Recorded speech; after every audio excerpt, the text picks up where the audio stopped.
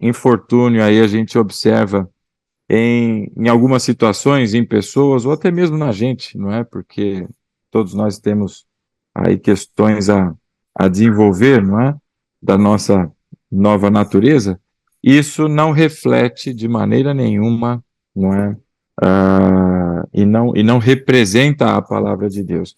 E há um cuidado a se ter aqui, não é? Porque às vezes a gente também tem que fazer o contraponto, e não é contradição, mas é incremental, de que nós devemos ter a simplicidade, não é, da pomba, mas a sagacidade, não é, e a atenção, não é, da serpente. Ou seja, o Filho de Deus, ele também não é um bocó, não é, com perdão da expressão aqui, para achar que, não é, ele é levado por toda a conversa, mas há um posicionamento firme do Filho de Deus aqui. Mas isso, sem maneira alguma, deixar o respeito, a educação, não é? E a atenção às questões que envolvem o nosso papel de representação aqui do reino de Deus, não é?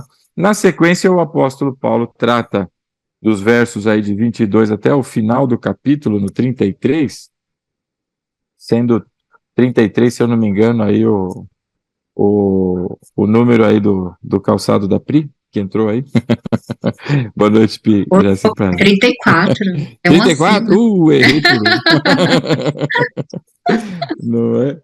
E aí ele trata dos temas que estão relacionados, então, à relação, não é, do marido com a sua esposa, da esposa com o marido. Então, as esferas de relacionamento estão sendo abordadas aqui, porque agora Paulo trouxe, não é, e elucidou a consequência de um ato que nasce na eternidade. É um ato totalmente dirigido e movido pelo Senhor, não depende de homens e não tem participação de homens, senão no cumprimento daquilo que é a sua vontade. E isso é o desenvolvimento da igreja a partir de Cristo, sendo ela a manifestação da multiforme sabedoria. Então, agora, a relação deste, que é o novo homem, o filho da luz, não é? E o seu comportamento na sociedade e agora no âmbito mais pessoal, dentro de casa. Então, ele trata das relações com homem e mulher. Nós dedicamos um bom tempo para tratar desse assunto, porque tem muito tema mal conduzido e coisas que não são bem explicadas e que mulheres, inclusive, trazem aí uma certa indigestão, falamos semana passada, não é? Com a questão de serem sujeitas aos seus maridos, porque pensam que isso é uma situação desigual. Mas vimos no verso 21 que todos devem estar sujeitos a todos, independente das relações, inclusive o marido com a sua esposa. Este é o cuidado. E ao final, no verso 33, então ele diz: portanto, cada um de vocês também ame a sua mulher como você mesmo. Uma sumarização de tudo o que ele traz, e tem muitos aspectos envolvidos, tratamos alguns deles aí na semana passada, e agora ele se retorna o olhar à mulher, né? Ele retorna o olhar à mulher dizendo: mulher, trate então o seu marido com todo respeito, ou com reverência, como estão, não é, registrados em algumas versões, sendo o respeito ao papel da autoridade que Deus deu, a liderança que Deus, não é, pôs sobre a figura, não é, masculina na relação, no papel dele como sacerdote do seu lar, não é? Sendo aí então o papel do homem a condução espiritual da sua esposa, é da casa, sem sombra de dúvidas, mas em especial no que vimos aqui é da sua esposa, não é?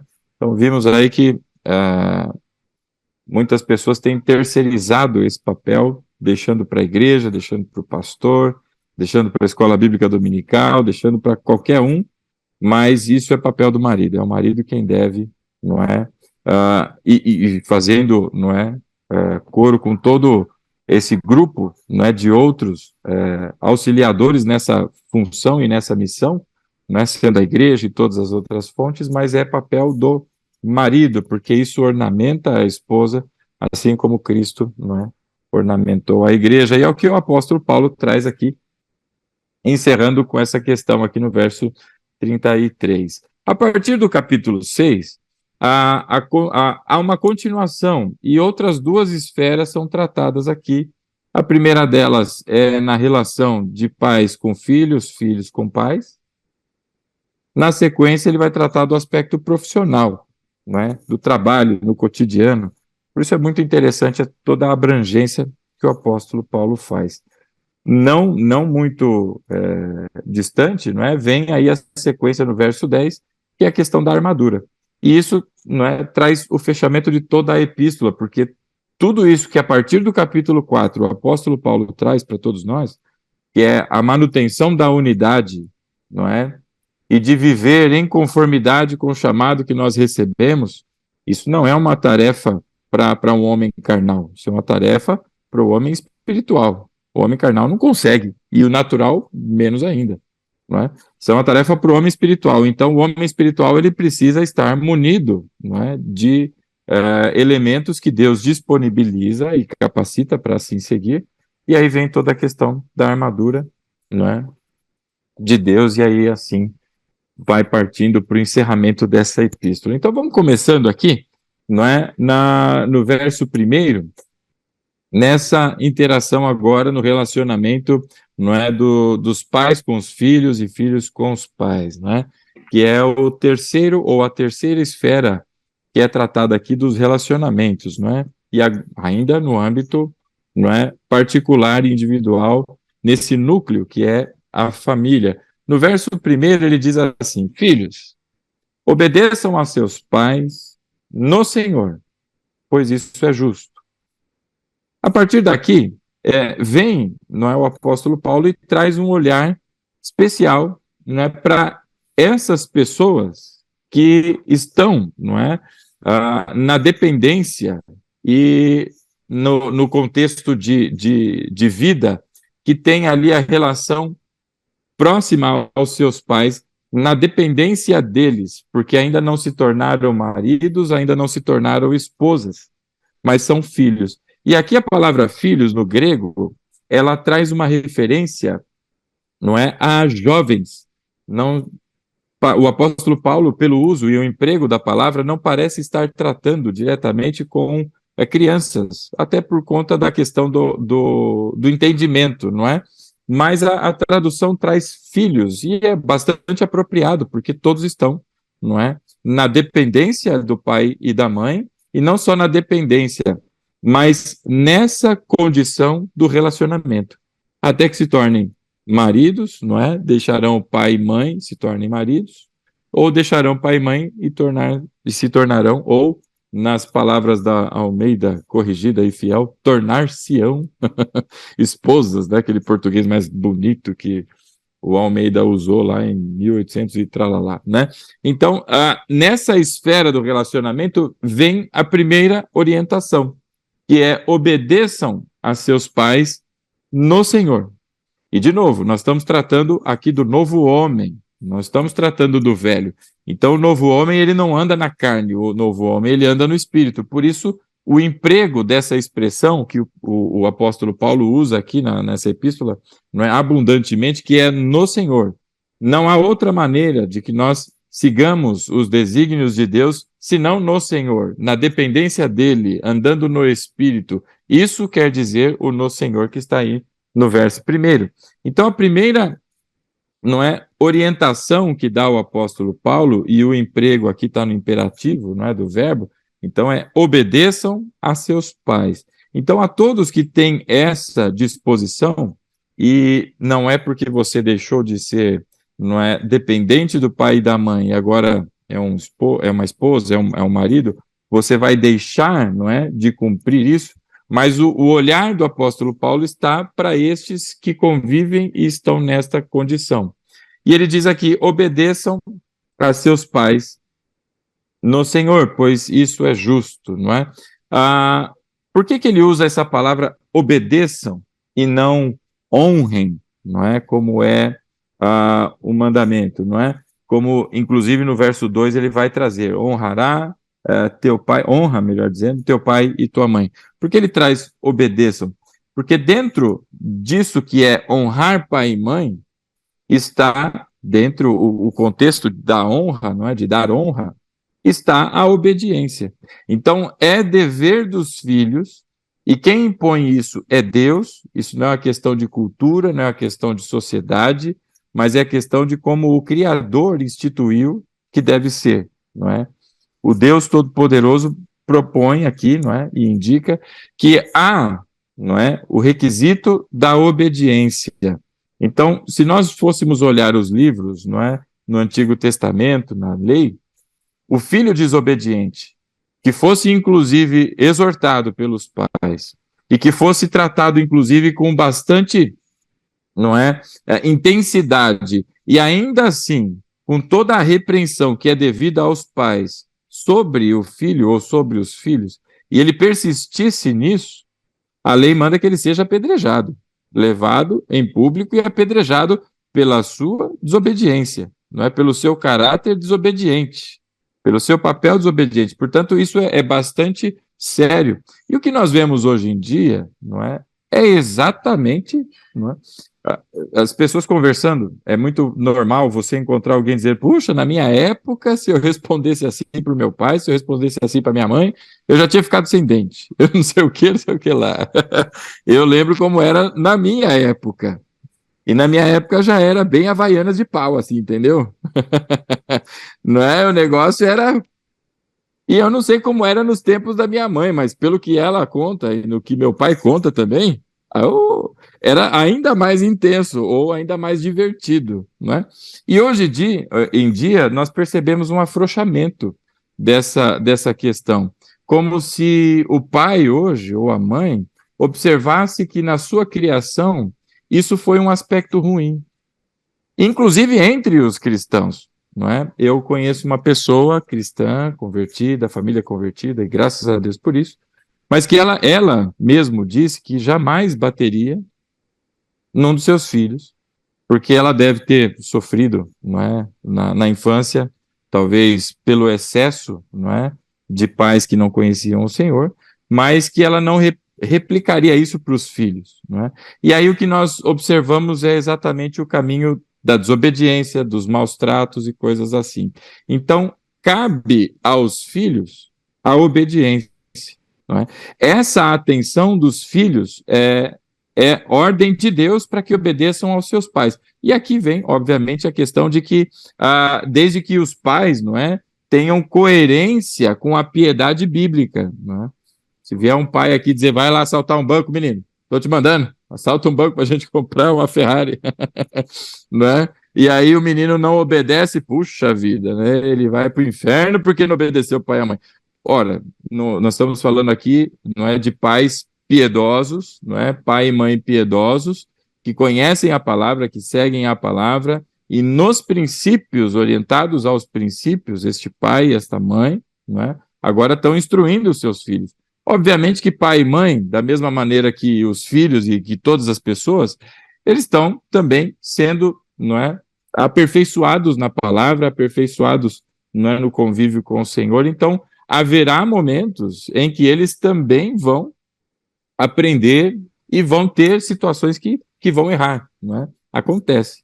Eu mesmo me lembro de algumas situações em que eu fui dar algumas correções aos meus filhos, e na sequência, não foi horas depois, mas na sequência, quando eu exatamente concluí, não é? Eu fui remetido, obviamente, pelo Espírito, não é, a uma reflexão, se essa foi a melhor abordagem, se essa foi a melhor maneira para corrigir as coisas. Mas, de todo modo, aos filhos, o olhar aqui primeiro é aos filhos, cabe a obediência, e essa é uma obediência no Senhor. Por que Paulo fala isso? Da mesma maneira que Paulo fala para os homens: ame a sua esposa, para as mulheres, sujeitem-se aos seus maridos, porque ele está tratando do ponto que no coração há rebeldia, porque é a manifestação da carne. Essa rebeldia está ligada diretamente à sujeição. Porque quem é que gosta de se sujeitar aos outros? Não é? Quem é que gosta de estar debaixo do comando ou das ordens de outras pessoas?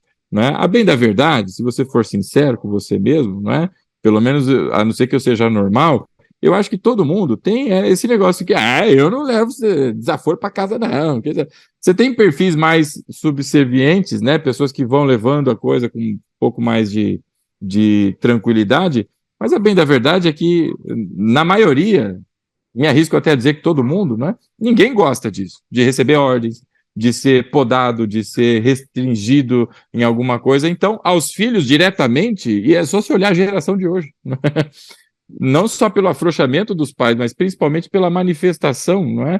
E o caminho que a sociedade vem tomando, em vários aspectos, inclusive tentando impor leis para restringir a educação dos pais, e nisso eu não estou me referindo a excesso, obviamente, né? Porque tem pais que não estão corrigindo, estão espancando as crianças, são coisas diferentes, não é? Mas o filho não quer, é óbvio, né? Eu tenho 2 aqui em casa, falei para dona Helly, que nos ouve aqui, está aqui com a gente, falei, por mim eu teria 10, mas ela não quis, para mim 2, mas só esses 2 já são suficientes, não é? E dão uma boa ginástica, não é? No exercício aí da educação, da disciplina e tudo mais, não é? Então nós vemos que isso não é natural da criança, isso não é natural do jovem, e aí à medida em que vai se desenvolvendo, não é? Na idade, vai entrando na tal da aborrecência, como se brinca, não é? E aí vão entrando as fases e enfim, tem todo o contexto. Por isso vem a orientação direta, primeiro, da obediência, porque ele está inserido na honra. Mas há um papel de destaque aqui, porque este é exatamente o ponto, não é? Em que o jovem, a criança, o adolescente, vai entender que ele já é, não é, conhecedor de todas as coisas, ele já tem capacidade de dar aquela, não é, peitada no pai e na mãe, e assim por diante. O meu filho Rafael, ele teve um tempo um pouco maior para começar a falar, por algumas questões, não é? Mas perto de 3 anos e meio, se eu não erro aqui, não é? Caminhando para o 4º aninho dele, foi quando ele destravou a linguinha dele, né? E quando ele começou a falar, até então, nós víamos poucas situações, ou quase nenhuma, em que a gente conversava com ele, óbvio, bebezinho ainda, né? Bem pequenininho, bem barrigudinho, agora cresceu, tá um magrelão. Mas ele ouvia e seguia, não é? As orientações e tudo mais. Quando começou a falar, já começou a vir, não é, a desobediência.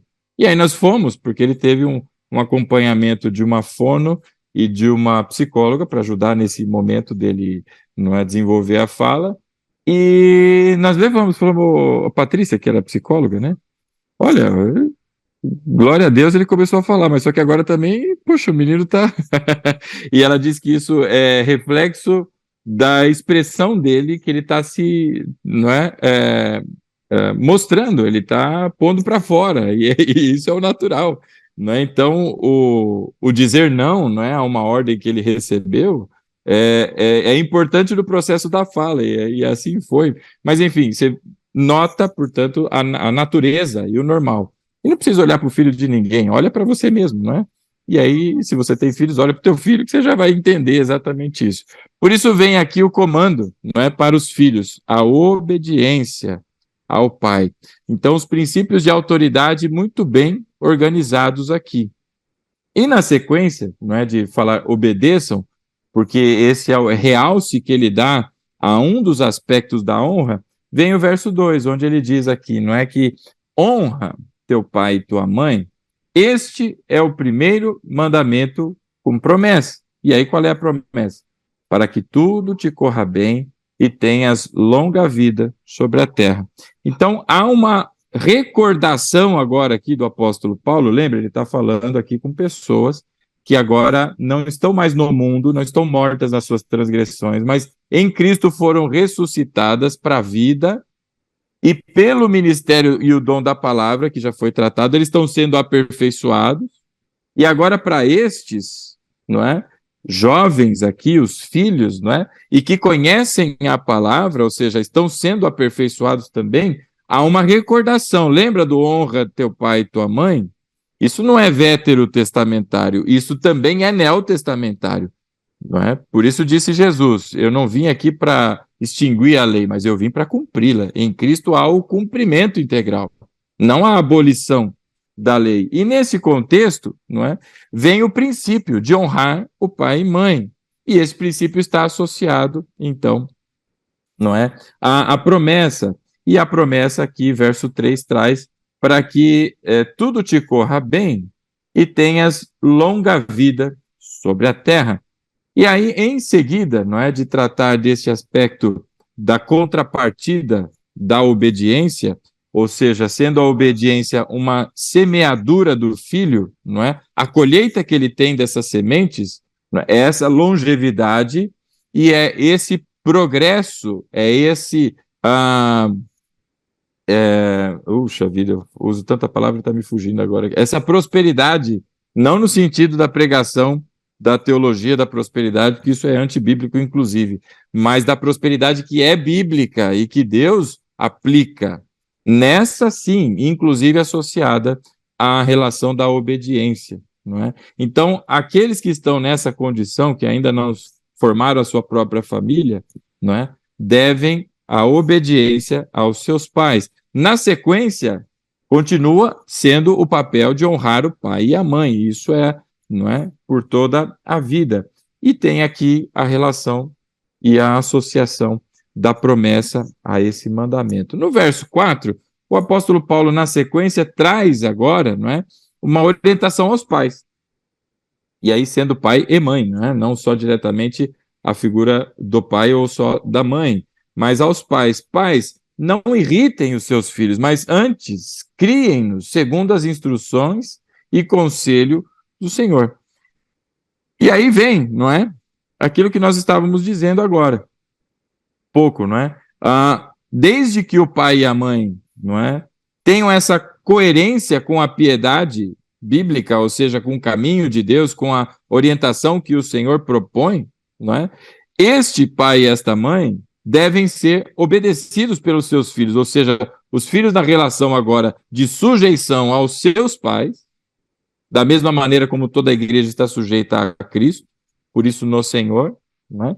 Eles devem obedecer. E o pai, na contrapartida, ele deve prover ao filho instrução.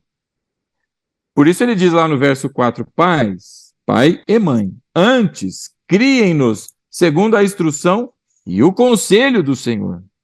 Portanto, é dever do pai e da mãe instruir, assim como o marido tem o papel da instrução à esposa, que é descrito nos versículos anteriores, não é?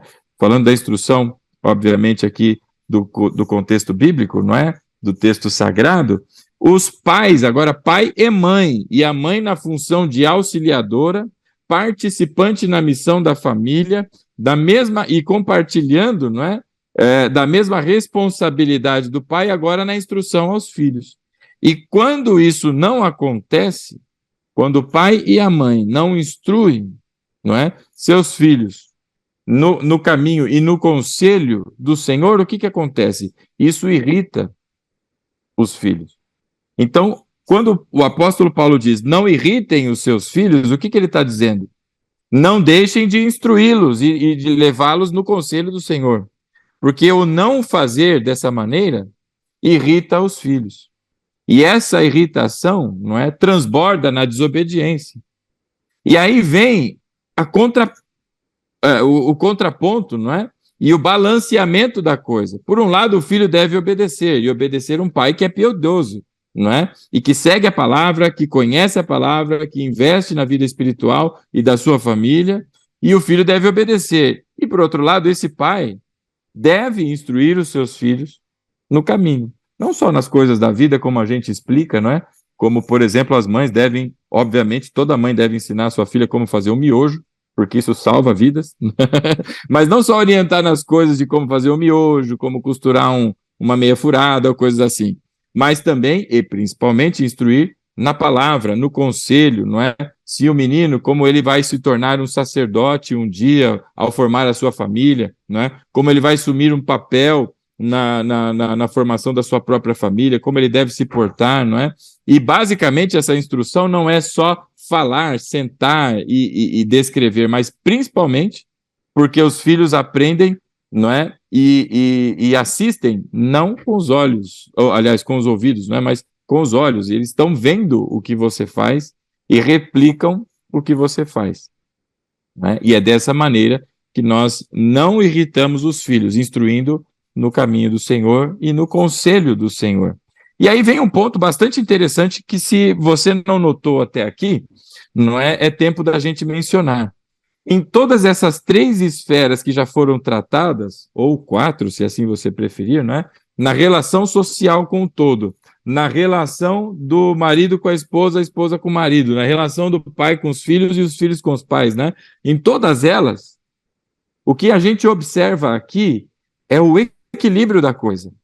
Não é pesado para um ou pesado para outro, mas há o equilíbrio. Charles Spurgeon, né, que é um teólogo aí batista já, não é, de longa data aí, conhecido certamente por muitos aí, ele diz acerca desse texto, que inclusive, perdão, é como se fossem 2 asas de um passarinho, não é? O passarinho, quem assistiu Procurando Nemo, que não é um passarinho, inclusive é um peixe, mas deve lembrar que o Nemo tinha uma nadadeira menor que a outra, né? E isso causava a ele uma certa dificuldade para nadar, mas ele se virava, mas com dificuldade. Aqui, o jugo, não é justo. Olha só o que é que diz o verso 1. Filhos, obedeçam aos seus pais o Senhor, pois isso é justo, não é? A contrapartida na justiça aqui está exatamente no ponto em que, ao passo em que os filhos devem obedecer, o pai deve instruir. Porque na instrução o filho vai aprender a obedecer. Então a coisa se equilibra. Agora, se você tem um pai que instrui o filho que não obedece, a balança, pim. E o oposto, a mesma coisa. Se você tem um marido que não ama a esposa e a esposa é submissa, ou um marido que ama a esposa, mas a esposa não é submissa, ou se você tem a relação de que um se sujeita e o outro não se sujeita, então vem a disparidade, a coisa desequilibra. Por isso, naquilo que o Senhor propõe, há o equilíbrio. É como as 2 asinhas, não é? Do passarinho. Você imaginou ele aí voando, não é? E essas, inclusive, são as asas do cristão, não é? Que a leitura bíblica é uma asa e oração é a outra asa. E a partir do momento em que ele exercita essas 2 asinhas, não é? Ele alça voos altos aí no Senhor, não é? Portanto, é essa a condição do equilíbrio. Em todas as esferas que o apóstolo Paulo vem trazendo aqui, Deus apresenta o equilíbrio da coisa. Por isso não é ruim a esposa ser submissa ou se sujeitar ao seu esposo, porque esse, em contrapartida, a ama como Cristo amou a igreja, e ele também se sujeita a ela. Então a coisa está equilibrada aqui.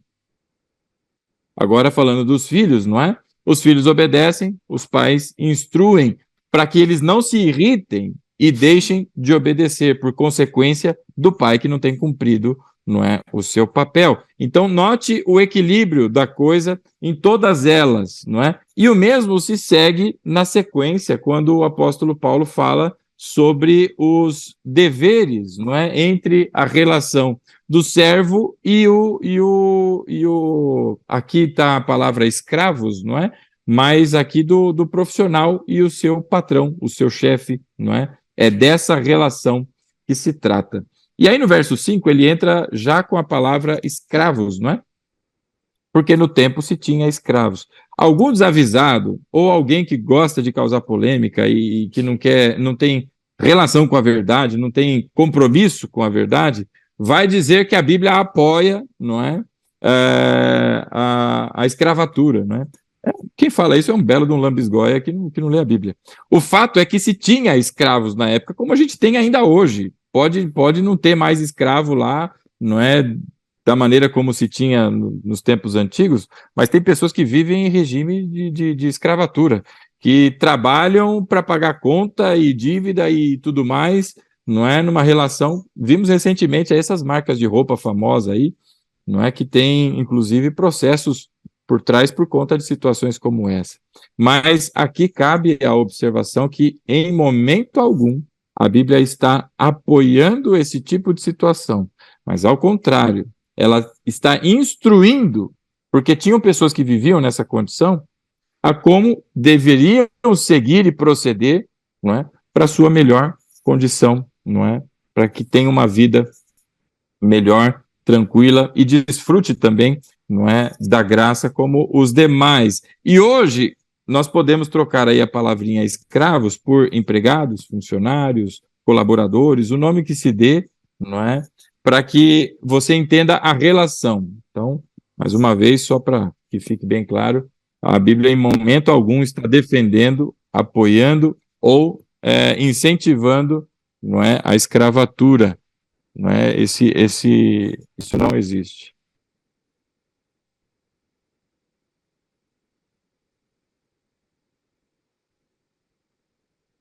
Ô, Glória!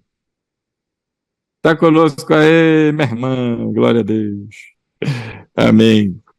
Então, meus irmãos, não tem nenhum aspecto aí de defesa desse regime, né? Se você já ouviu isso, como recentemente uma pessoa que está querendo exposição na mídia aí disse que a Bíblia é racista, né? Dizendo que alvo mais que a neve é coisa de racismo bíblico, né?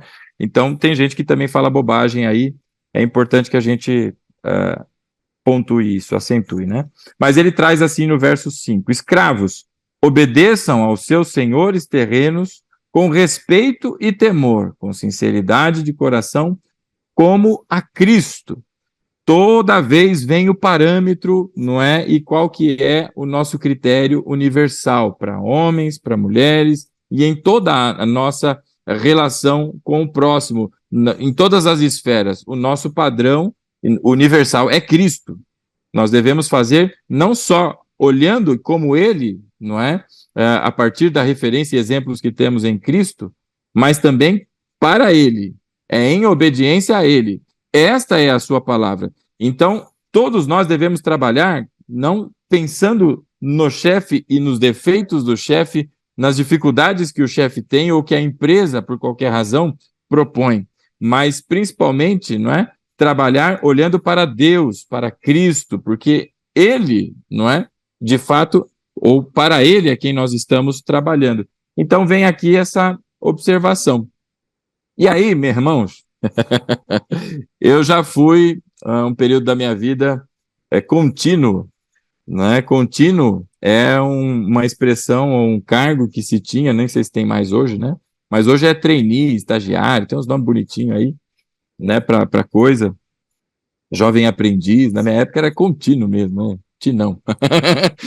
E eu me lembro dessa época porque, como jovem é engraçado, né? Eu lembro de, às vezes, dar uma escapada do trabalho, tinha ninguém olhando, né? Vamos pro banheiro. Para quê? Para dormir. Dormir uns 15 minutinhos, dormir uns 20 minutinhos, não é? Essas coisas, hoje, obviamente que eu me arrependo, Deus é minha testemunha, aleluia, não faço mais isso. Mas tive esse período negro, obscuro na minha vida profissional, não é? Isso não é como trabalhar para o Senhor, porque a Bíblia é bem direta, não é, para todos nós, acerca da preguiça, não é? Do aspecto aí de você ficar postergando as coisas, empurrando com a barriga. É só ler lá Provérbios 6:6, não é? A palavra é bem direta quanto a isso, né? Vai ter com a formiga, ó, preguiçoso, aleluia. Esse versículo devia ser empregado assim, ó, escrito bem grandão. Lá no Bradesco está escrito assim: só o trabalho pode dignificar o homem. Como é que é? Só o trabalho dignifica o homem, alguma coisa assim. Mas tem uma outra parte lá que da dignidade, né? Isso é muito bonito, inspirador, tudo. Mas devia pôr lá, vai ter com a formiga preguiçosa. Porque não há espaço, não é? Para esse tipo de protelação e tudo mais.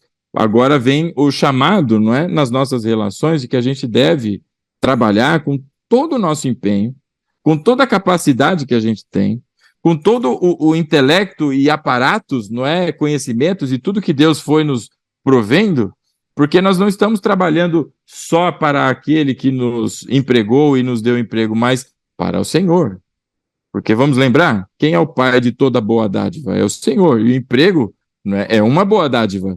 Por mais que às vezes você não esteja muito feliz na sua atividade profissional, o emprego é uma boa dádiva. E principalmente por isso, não é? Nós devemos honrar ao Senhor e trabalhar como que para Ele, porque foi Ele, não é? No fim de todas as coisas, no bottom line, na última linha, é para o Senhor que nós trabalhamos. Então vem a orientação. E aí ele diz lá, não é? Escravos, e aí trazendo aí para os nossos dias, não é? Colaboradores, membros de elenco, né? Como diz aí a metodologia da Disney e tudo mais, obedeçam aos seus senhores, aos seus superiores, chefes, assim por diante, né? Porque dizem que chefe quem tem é índio, não é? Tem outros nomes aí, terrenos, com respeito. O respeito, meus irmãos, nota que vem a citação do respeito também no verso 33, na relação da esposa com o marido. Qual que é o respeito aqui? Não é só o respeito da educação, mas é o respeito à liderança. Por isso a obediência é chamado. E por que ele ressalta a obediência? Porque, olha, por incrível que parível, né? A dificuldade do empregado é obedecer o seu empregador. Né? Faz o relatório, aí o cara demora para fazer aquele relatório. O relatório vem faltando coisa, o relatório vem sujo de chocolate, aí não sei o que, né? Vai com uma má vontade, poxa vida, né? E agora vem a observação aqui da parte de Deus, com respeito e temor, não é? Ora, nós devemos ter essas considerações para com o Senhor. Então, a relação aqui é preservando essa liderança, não é? Respeito e temor, com sinceridade de coração. Isso é muito legal, né? Aí vem o teu chefe e pergunta, aquele negócio que nós combinamos lá, você já fez? Aí vem aquela pessoa e vai tentar, fiz sim, mas não fez. Não tem sinceridade de coração aí, né? E aí, tá tudo bem? E aí você tá vendo aquele baita problemão na área, mas, não é? É justo aquela pessoa que é mais chegada do chefe, se você falar, é com sinceridade do coração, irmão. A gente deve reportar as situações, a gente deve trabalhar com muito afinco, e isso demonstra, inclusive, a gratidão que nós temos a Deus, não é? Pelo privilégio que nos deu aí do trabalho, de ter essa condição, não é? E a partir disso, sendo este o meio que Deus escolheu para nos dar o seu sustento, porque o sustento vem dele. Seja por um trabalho ou de qualquer outra maneira, ele quem dá o sustento. É por isso aí a relação. Então, essas acentuações aí que faz o apóstolo Paulo é exatamente no ponto da dificuldade. Não é? Assim como o filho tem dificuldade para obedecer, a mulher tem dificuldade para se sujeitar, o homem tem dificuldade para amar, o empregado tem dificuldade em seguir as regras da empresa, não é? Apontamento de horas, para quem trabalha com apontamento de horas, que sofrência que é o famoso time sheet, né? Como é difícil a coisa sair no tempo. Oi, meu irmão. Ok. Ei, pastor, um desafio para nós aí, funcionário público. Eu e a Mari, que está aqui. Como é duro, que desafio você tem que obedecer um cara que sabe muito menos que você. Sim, sim. É o desafio, né? Só Jesus, só Deus da vida mesmo. Viu? Aleluia. Deus te abençoe, meu irmão, a carregar a cruz. Tem um louvor que fala, né? E clamamos o nome de Jesus, porque ele nos ajuda a carregar a cruz, né? Amém. Só ele mesmo. Só pela graça, né? Por isso ele diz aí no verso 5, no finalzinho, né?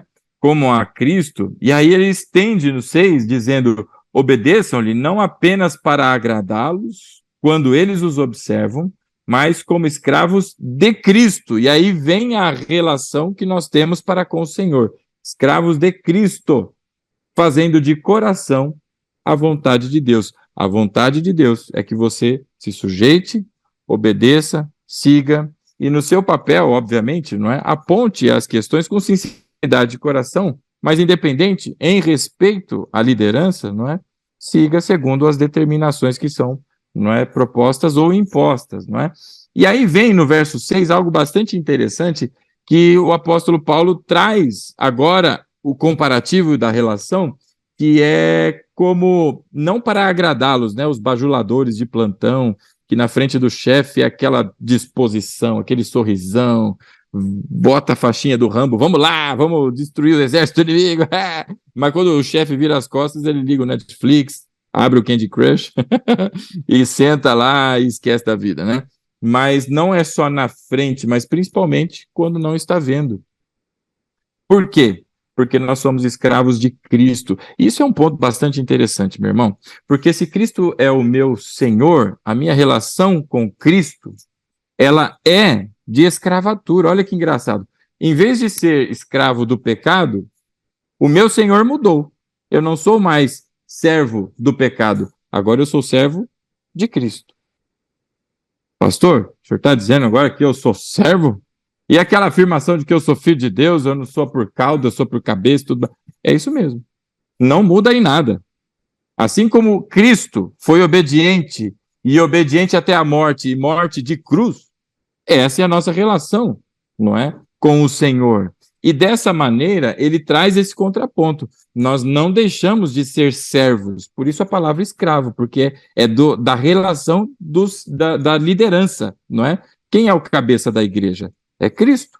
E por isso agora ele fala que nós temos essa sujeição e que é imposta por Deus, não como um peso, mas é este, inclusive, o caminho da nossa salvação. Então, agora, o que nós fazemos no trabalho é da mesma maneira, com a mesma gratidão, não é, que nós fazemos para com o Senhor.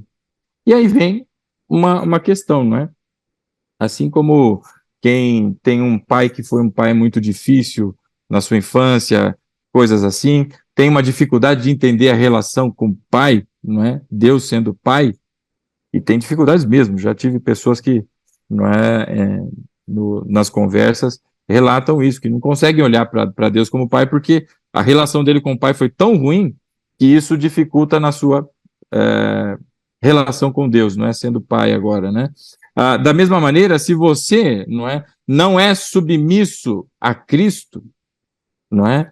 Você também vai ter dificuldades para se submeter aos seus superiores aí na sua relação profissional. Então aqui vem a equiparação, mas a proposta aqui, não é? E a palavra usada para escravos é no exato sentido que nós somos de Cristo. E meu irmão, se ele é o nosso único e suficiente Senhor e Salvador, não é só Salvador, mas é Senhor. Ora, qual é a relação não é, do súdito para com o seu monarca, para com o seu rei? Ora, é de servidão, é de servo, não é? E é nesse propósito. E assim como nós servimos a Cristo, com todo empenho, com toda alegria, com todo carinho, com toda boa vontade, usando tudo que nós temos e que Deus nos capacitou para, não é? Da mesma maneira agora, na relação com o trabalho, não é? E aí vem o verso 7. Sirvam aos seus senhores de boa vontade. Meu Deus do céu! Essa, não é bem interessante para que a gente preste atenção, porque às vezes a gente vai empurrado, né, pela preguiça, não dormiu bem, sei lá, alguma coisa aconteceu, mas muitos, não é, brigam com o seu trabalho, estão insatisfeitos no trabalho, e a Bíblia nos orienta que, ainda que não esteja bom, não é, porque a relação do escravo naquela época não era uma boa relação, a Bíblia nos orienta que nós devemos servir de boa vontade. Mas eu estou tomando chibatada aqui.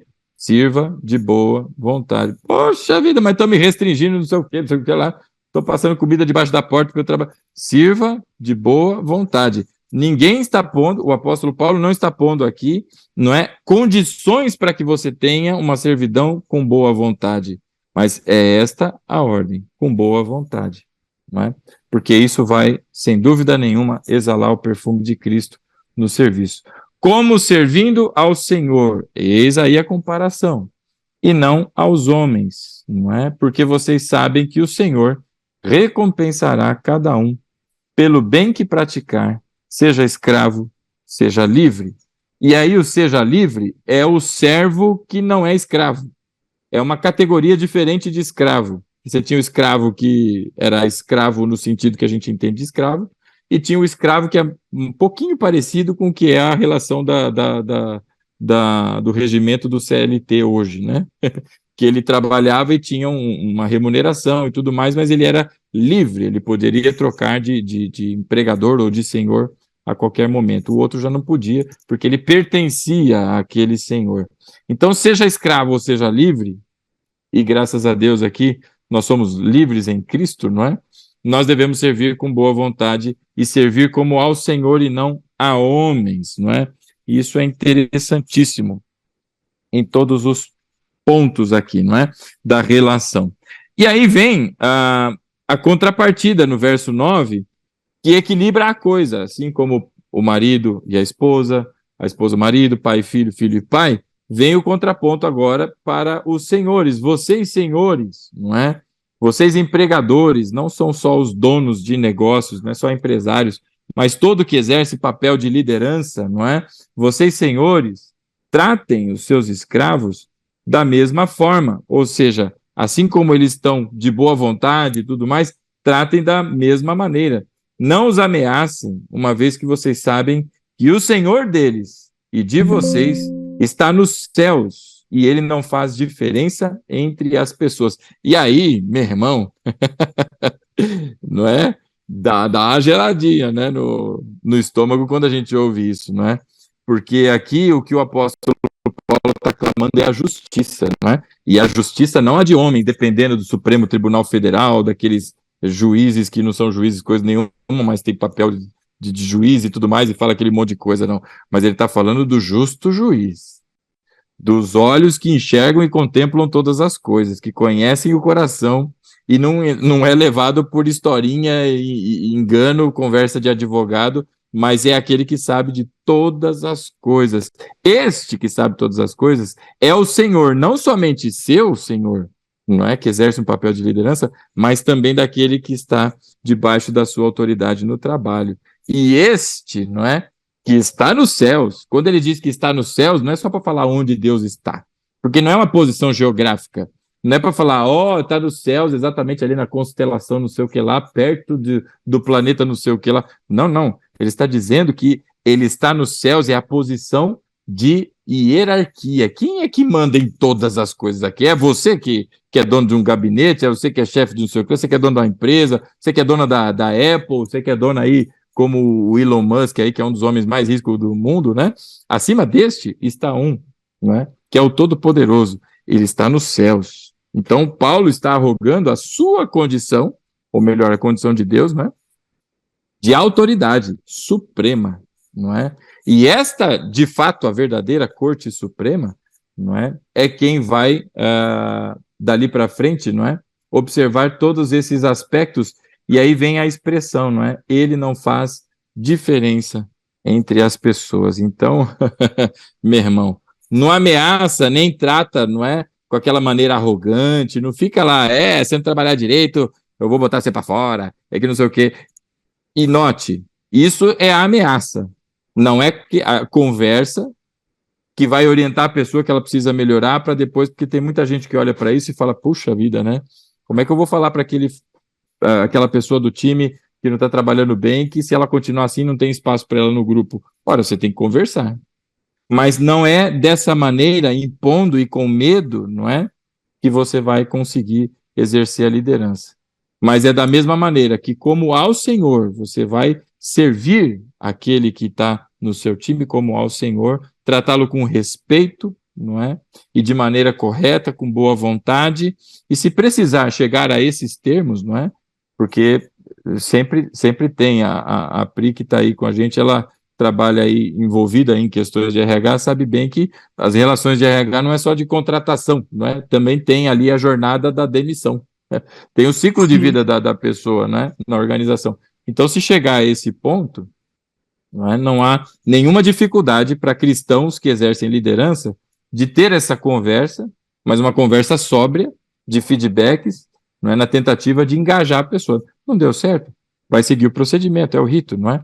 Mas de maneira justa, porque aquele que é o Deus Todo-Poderoso, o justo juiz, que é sobre nós, também é sobre aquele, não é? E está vendo todas as coisas. E este é quem faz justiça e não faz diferença entre as pessoas. E isso é maravilhoso, né, meu irmão? E aí vem o final de todas essas esferas de relação, né, que existem. Paulo traz aquele que está acima de todas as coisas. Exatamente, não só para fechar o entendimento deste que é o Senhor na sua relação com aqueles que estão debaixo da sua autoridade no aspecto profissional, não é?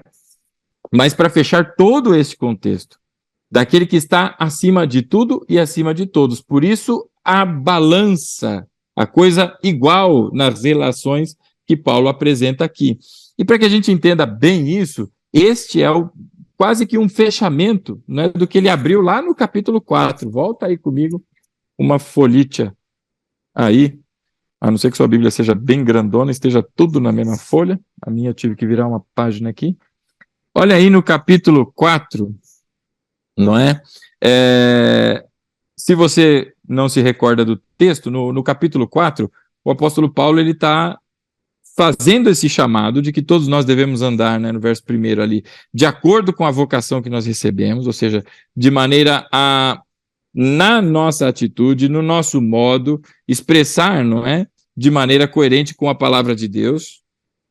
E aí ele vai dando, não é, os indícios de que isso está acontecendo na vida de todos nós, que é a humildade, né, sejam completamente humildes e dóceis, sejam pacientes, suportem uns aos outros com amor e façam todo o esforço para a preservação da unidade que o Espírito promove pelo vínculo da paz, não é? Na sequência disso, ele diz aqui, verso 4, há um só corpo, um só Espírito, não é? Assim como uma única esperança para a qual vocês foram chamados, um só Senhor, uma só fé, um só batismo, um só Deus e Pai de todos, que é sobre todos, por meio de todos e em todos. Agora vem aqui, não é? Esse verso que fala sobre o Pai de todos, não é? Que é sobre todos. Ele está trazendo exatamente o que ele falou aqui no finalzinho do contexto ali do servo e com o seu senhor, não é? Em que nós devemos ter essa atenção porque Deus está acima de todos. Essa observação, não é, de que não gerem ameaças, porque o Senhor não é só o seu, mas é o de todos, é o que rege, inclusive, todas as relações. O marido que abusa da esposa, não esqueça, né, meu irmão, que aquele que é o seu senhor é senhor também da esposa, e como um pai zeloso ele cuida, e não só como um pai zeloso, mas como justo juiz, vem, não é, a sua mão sobre essa relação, da mesma maneira a esposa, da mesma maneira o pai, da mesma maneira o filho, da mesma maneira o servo e o seu senhor, não é, neste senhor com S minúsculo, nessas relações, acima de todas, está Deus, não é? O Pai de todos, que é sobre todos, este que está nos céus, ou seja, evocando a sua autoridade, não é? Não há esfera maior, é o máximo na autoridade, é o Deus supremo, não é? E este está vendo todas as coisas e ele é justo no seu proceder. Por isso, a balança, não é? Que o apóstolo Paulo propõe aqui. Bom, são textos, não é, e informações que são bastante tratadas aí na igreja. Hoje em dia, passamos aqui só para compreender os detalhes aqui dos versículos, e tudo isso culmina agora neste Deus que não é só o justo juiz, não é só, não é, Pai sobre todos, mas é Ele que opera em todos, não é? Como diz também o apóstolo Paulo lá no versículo, não é, número 6, ele diz, um só Deus e Pai de todos, e é sobre todos, por meio de todos e em todos. Este que é por meio, não é, ou por todos, não é, e por meio em todos, este agora também providencia, ele é o provedor das ferramentas e condições para que a gente consiga cumprir a sua demanda. Porque seria injusto da parte de Deus exigir algo que a gente não é capaz de cumprir. E se nós fôssemos andar sozinhos e soltos, meu irmão, o marido não vai amar a esposa não vai ser sujeita ao marido, o filho não vai obedecer ao pai coisa nenhuma, o servo vai ficar enrolando, o senhor vai ficar lá apertando porque ele quer resultado e assim por diante. Mas na condição e no Senhor, por isso a ênfase em todas elas, na relação que o apóstolo Paulo apresenta, dando ali o critério universal, não é, de moralidade, que é Cristo para todos nós, não é? Vem a continuidade do verso 10 em diante, que é a armadura. Ou seja, as condições que nós precisamos para que a gente consiga avançar neste propósito, que está lá no capítulo 4, que é a manutenção da unidade que é promovida pelo Espírito. Não é? Tudo isso só se faz possível, não é? Só é viável porque o Espírito nos capacita. E não só nos capacita, mas nos orienta como proceder. E aí vem o texto da armadura, que é o próximo, e nós trataremos disso na semana que vem. E o apóstolo Paulo está olhando para um centurião romano, ele está olhando para um guerreiro, porque está se tratando aqui de batalha, está se tratando de travar guerras, né? E, ora, a melhor condição é olhar exatamente para um guerreiro, está olhando para aquele sujeito, não é? E toda a sua vestimenta, ele está usando elementos que são comuns ali, para agora descrever os aspectos espirituais e as suas funções na vida da pessoa, para ela avançar no dia a dia, na manutenção de tudo isso que nós tratamos até aqui, não é?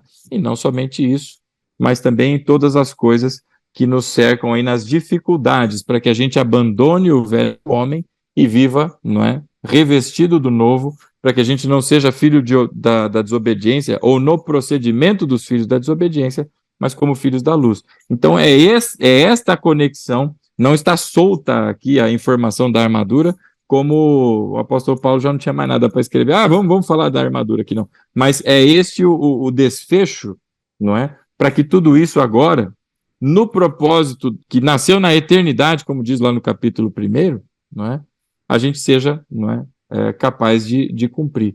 É só na força do Senhor. O marido só vai amar a esposa, não é? Através daquilo que o Espírito promove no coração de todos os homens, não é? A esposa só vai ser sujeita e submissa quando ela é aperfeiçoada na palavra e ela é instruída pelo Espírito e na força do Espírito, porque vai vir a vontade de seguir exatamente o caminho contrário. Da mesma maneira, os filhos, os pais e assim por diante, não é? Por isso vem aí o desfecho com a armadura. E a partir disso, meus irmãos, estamos chegando aí ao final da epístola, não é? Aos Efésios, e que ela é de extrema, assim como toda a Bíblia, sem dúvida, de extrema importância para o contexto da igreja, não é? Toda a igreja, porque rege todas as nossas relações, alinha todo o nosso entendimento, não é? Não só apenas sobre Deus e o fato de ter enviado a Cristo, mas da sua vontade, não é? Há aqui uma espécie de uma sumarização de todo o contexto bíblico, não é? E na sequência, quando concluirmos Efésios, nós vamos passar pelo texto, não é, da Epístola aos Hebreus e vamos passar pelo texto da Epístola aos Romanos, porque Hebreus vai fazer agora a conexão com tudo aquilo que nós chamamos de Antigo Testamento, com o texto Novo, é ali o elo, não é, e o entendimento da figura de Cristo com todas as suas relações, não somente como filho de Deus, o título de filho do homem, mas como sacerdote, como cordeiro, todas as suas relações, não é? E toda a simbologia que é aplicada no templo e em todas as questões que haviam no Antigo Testamento, tudo, absolutamente tudo aponta para Cristo, não é? E ali o texto de Hebreus faz essa conexão que é tão importante. E Romanos nos ajuda a compreender, a partir dali, né, tudo isso que tratou o apóstolo Paulo aqui na epístola aos Efésios. E aí seguimos com o contexto. Amém, meus irmãos? Oh, glória!